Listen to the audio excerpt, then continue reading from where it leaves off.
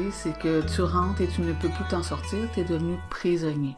Les personnes disent oui, mais il faut être bête un peu pour tomber dans la matrice, mais non, les personnes n'étaient pas si bêtes que ça parce que ils savaient qu'il y avait un risque de descendre dans la vibration, dans la densité, dans la polarité. Il y avait un risque qui était connu, donc ces personnes-là ont fabriqué, c'est une technologie, un petit cristal qu'ils ont placé à l'arrière de leur tête et qu'aujourd'hui on appelle la glande pinéale. Et c'était une antenne relais, c'est-à-dire que comme si vous descendiez dans les profondeurs de l'abysse ou des mers et qu'il y avait comme une antenne qui vous met toujours en contact avec les gens de la surface. Je ne sais pas comment l'expliquer, mais je suis sûre que vous me comprenez. Donc, ces gens-là avaient mis cette antenne-là, ce petit cristal-là, et étaient toujours en contact avec les leurs. Donc, en Atlantide, les gens étaient incarnés, mais ils avaient contact avec leur famille cosmique d'origine. Ils pouvaient aller en astral, voyager, se décorporer, quitter quand bon leur semblait. Bref, tout ça grâce à la glande pinéale. Ce qu'ils ne savaient pas, c'est que de l'autre côté, les archontes avaient fabriqué une technologie. C'est comme un rayon qui est venu brouiller cette antenne-là, qui est venu mettre la glande pinéale hors d'usage. Et c'est là que les gens se sont fait entrapper et capturer. Et ensuite de ça, leur mémoire a été effacée. Ils ont été mis dans le cycle des réincarnations, ou comme j'aime le dire, réincarcération. Et pour les archontes et pour le demi-urge, c'était pour l'éternité. Parce qu'imaginez que ces personnes-là se sortent et voient ce que les autres ont fait. Parce qu'en fin de compte, on était aussi connaissants qu'eux, aussi scients qu'eux. Et là, ils nous font passer pour des pécheurs, pour des inférieurs, quand en fin de compte, il n'y a personne qui est supérieur à l'homme. Alors ce mensonge-là, que notre corps est notre temple, notre corps est une prison, et la matrice est une prison aussi. Donc quand on entend les gens spirituels qui veulent s'ancrer à la terre, attention, on ne s'ancre pas à notre prison. Et un autre mensonge matriciel qu'on entend beaucoup de la part des gens spirituels, qui sont de très bonnes personnes. Hein? Moi, je n'ai rien contre ça. Puis c'est très nécessaire que la spiritualité soit dans la matrice présentement. Je parle à un nombre restreint de personnes. Je parle à des personnes qui sont prêtes à passer à un autre niveau. Alors, l'autre mensonge, c'est que nous sommes tous un. Vous avez sûrement déjà entendu ça. On est tous un, tous égaux. Et ça vient des archontes, qui, eux, ils sont tous un, eux, parce qu'ils n'ont pas le choix. Ils sont comme ce sont des entités non organiques qui sont comme une ruche, un peu, beaucoup robotisées. Donc, eux, ils sont tous un, mais nous, et c'est ce qui faisait l'envie de ces entités-là quand nous étions en Atlantide, nous étions individuels avec un pouvoir personnel. Quand vous consentez à vous être tous un, je vais vous expliquer pourquoi c'est dangereux. C'est dangereux au niveau de la mémoire. Parce que quand vous mourrez, quand vous vous décorporez, ils vont vous amener souvent à regarder le film de votre vie, ok?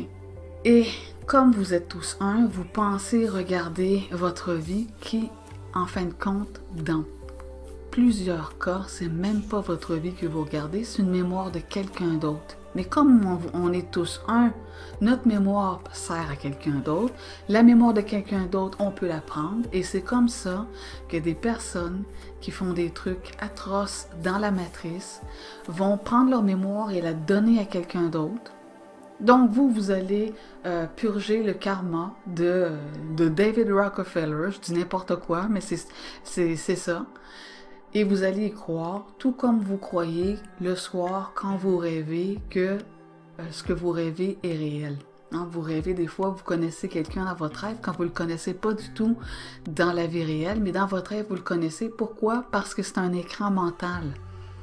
C'est la même chose dans l'état de mort. Ils vous montrent sur votre écran mental ce qu'ils veulent puisque les mémoires deviennent interchangeables parce que vous avez consenti à être tous un avec les archontes. Donc l'homme nouveau, lui, est farouchement centré et pré-personnel. Donc ses émotions, ses mémoires, tout ça lui appartiennent à lui et ce n'est pas du matériel qui va servir aux archontes car l'homme ne donne pas la permission. Ça a duré assez longtemps que toutes ses mémoires et toutes ses expériences ont servi à tout le monde sauf à lui. Donc tout ça, nous sommes tous un. Il y a deux humanités sur la Terre, donc nous ne sommes pas tous égaux. Il y a des gens qui ont une âme individuelle et il y a des gens qui ont une âme collective qu'on appelle les portails organiques. Donc déjà là, le tous un vient de s'écrouler. Un autre mensonge qui est répandu présentement dans la matrice, c'est l'ascension dans la 5e dimension.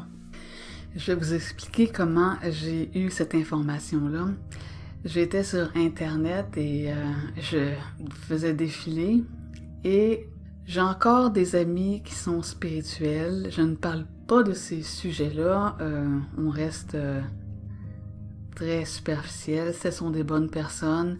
Et puis, il y avait une personne qui parlait de l'ascension à la 5e dimension. Et là, bon, moi, je ne pense plus depuis quelques années, mais j'ai un dialogue avec mon contact et j'ai dit « Ah, ils sont encore avec l'ascension de la 5e dimension parce qu'il y a 15 ans, on en parlait beaucoup aussi. » Et mon contact m'a dit « Est-ce que tu sais c'est quoi la 5e dimension et l'ascension dont il parle? » Alors moi, j'ai répondu « Je crois que